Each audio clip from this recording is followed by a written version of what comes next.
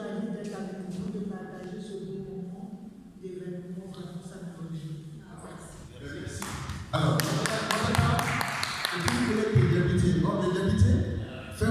la vérité, elle fait partie des clans Peul, les grandes familles Peul. Et les Peul, je suis désolé de le dire ici, c'est pas mauvais en Afrique. On dit pour tout, c'est les SDF de l'Afrique. Ils plantent ici leur case, le lendemain ils sont partis. C'est les transhumants.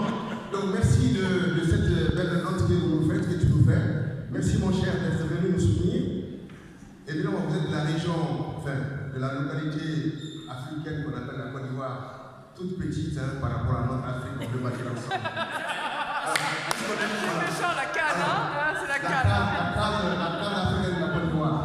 Alors, moi j'aimerais quand même que les officiels qui sont ici, je les salue particulièrement, parce qu'on sait qu'il y a énormément de choses qui sont difficiles ici et aussi là-bas.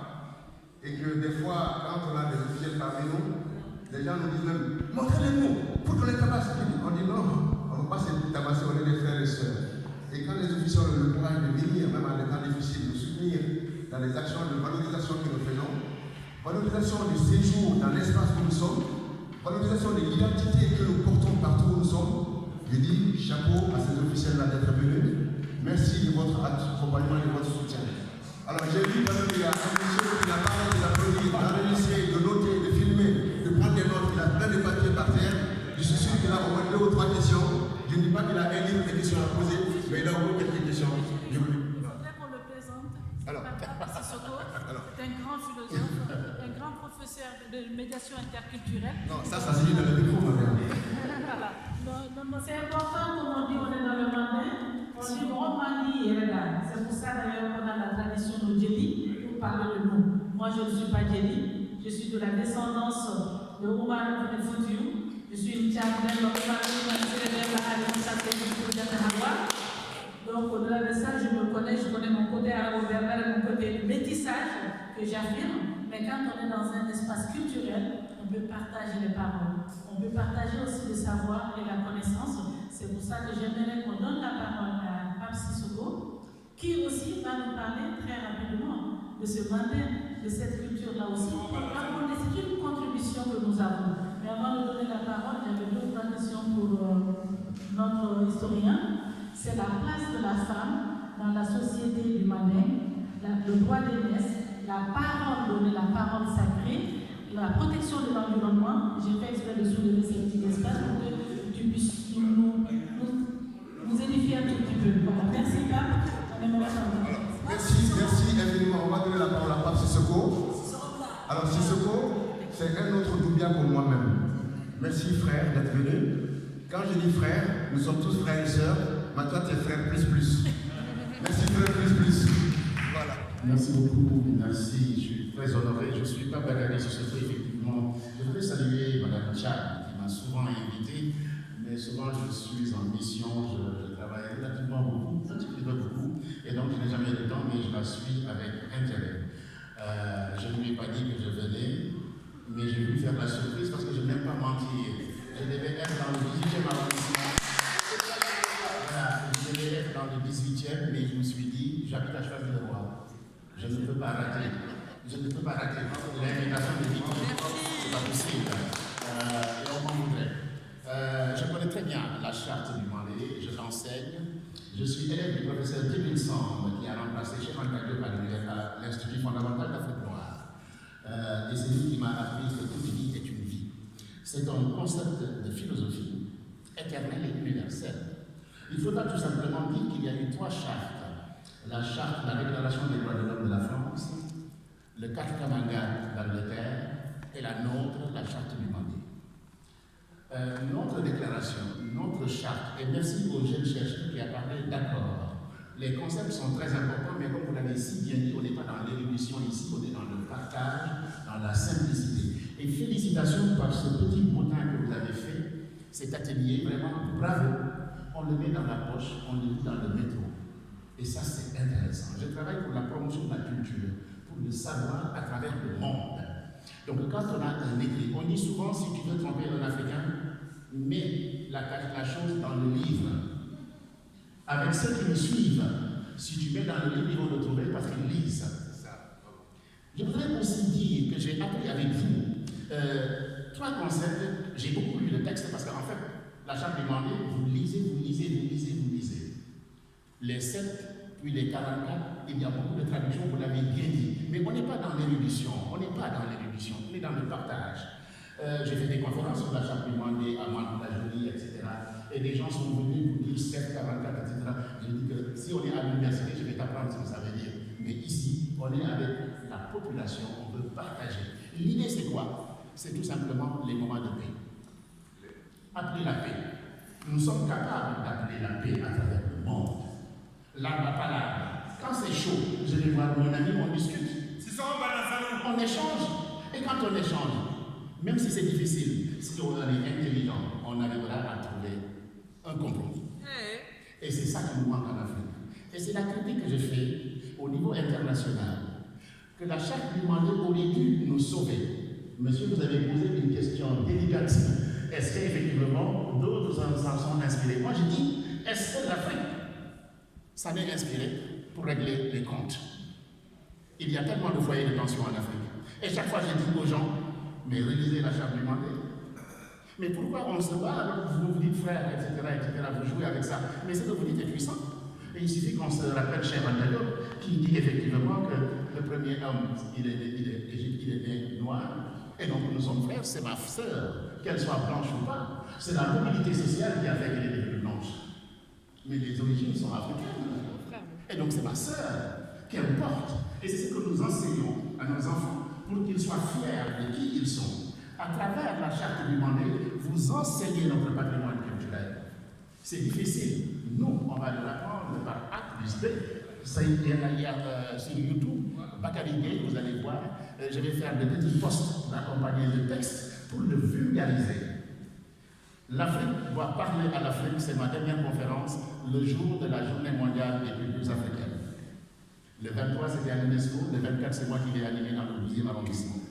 Et je dis chaque fois aux gens, si l'Afrique ne parle pas à l'Afrique, qui va nous écouter?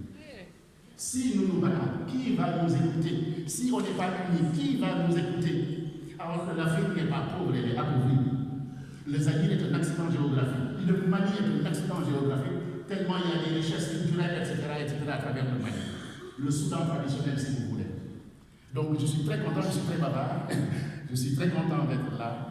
J'ai vraiment beaucoup apprécié des nouveaux concepts et je connais, je pense, des jeunes chercheurs, on s'est rencontrés dans le 18e arrondissement lors d'une conférence sur la polygamie, je crois. Il y avait des jeunes Maliens très puissants qui étaient là, avec qui nous allons continuer à travailler, à nous fréquenter, puisque nous ne le connaissions pas. Mais Oumoussa, une sociologue, a écrit un livre sur la polygamie et beaucoup de jeunes universitaires maliens sont venus. Et qu'est-ce qu'on a fait? Je l'ai dit, je suis sénégalais, je suis de Kédougou. Fusionnons nos compétences, parlons. Apprenons à nos enfants qui ne savent pas. Nous, on sait un peu, mais partageons avec nos enfants, parce qu'il y a des problèmes d'identité culturelle. Nos enfants sont perdus. Il faut qu'on les remette sur pied.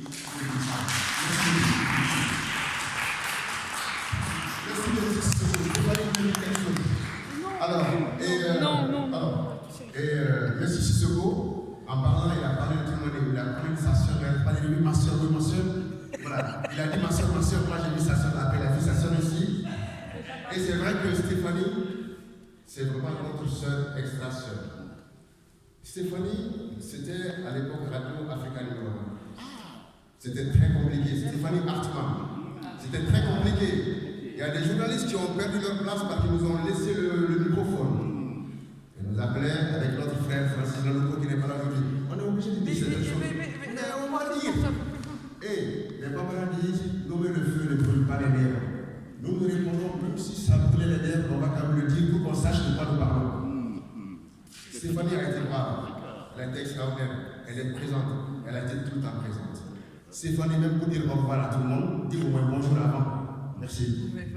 Volontiers, en plus j'adore avoir un micro dans les mains, donc ça me va très bien. Je suis très heureuse ici, je suis heureuse à plusieurs titres, déjà pour le RTMF, pour tout ce que vous faites, Kishri Doumbia et Mariam Thiam, pour le Mali, je suis heureuse d'être là et je suis très fière aussi de représenter cette charte du Mandé, qui est pour moi la première déclaration des droits de l'homme, en fait, bien avant finalement celle de 1789 en France. Et je suis très fière aussi en tant que vitriote, voilà, j'habite Vitry depuis 2015 et c'est une ville porte ses valeurs aussi, qui porte ses valeurs de multiculturalité. Je ne vais pas réussir à le dire, pardon. Mais on a compris.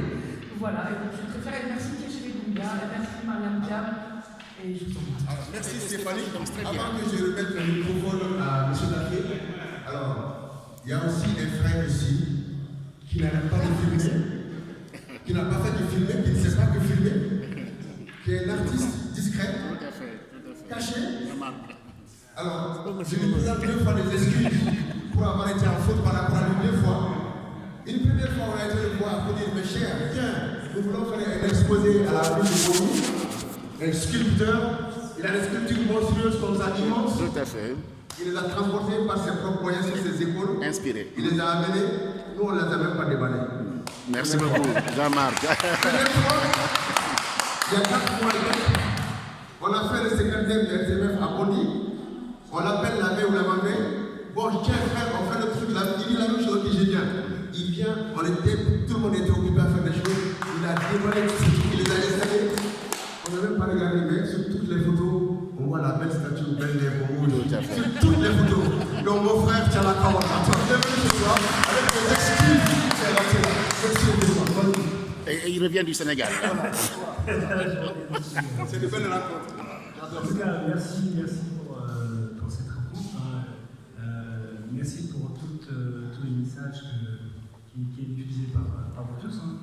Et je suis là parce que le modèle, c'est l'heure qui m'intéresse. En tout cas, personnellement, pour moi perso, et pour ce qui est de mon travail de recherche. Et je sais qu'on puise dedans pas mal d'éléments concernant la femme et la femme pour économique et les sources de.